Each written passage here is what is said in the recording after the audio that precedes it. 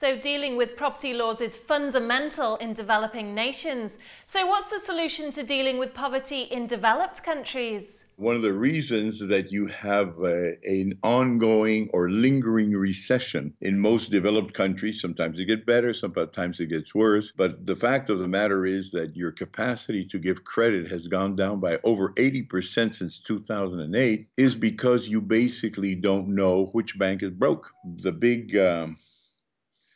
crisis that began in 2008, if you remember, was the result of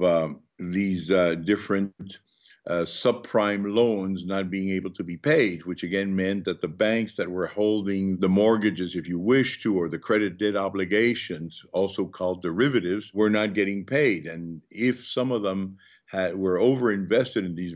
previously lucrative types of paper, now they weren't, and there was a problem that Wall Street collapsed. Well, when Mr. Hank Paulson, the Secretary of the Treasury of the United States, put together a program called TARP, and one of the reasons people aren't borrowing and selling in Europe and going everywhere and doing long-term, which they should be doing, and all your economies are in the doldrums, are because you still don't know who are the banks who are really in trouble or not in trouble, because you haven't recorded what their property rights are all about. A company broke, for example, in the United States, not recently, but a few years ago, called Enron. And when they were asked for their balance sheets, you know, what we in the developing world think is a crucial instrument invented by Italians a long time ago, which allows you to see what the assets are in a specific company, we found out that Enron had over 3,200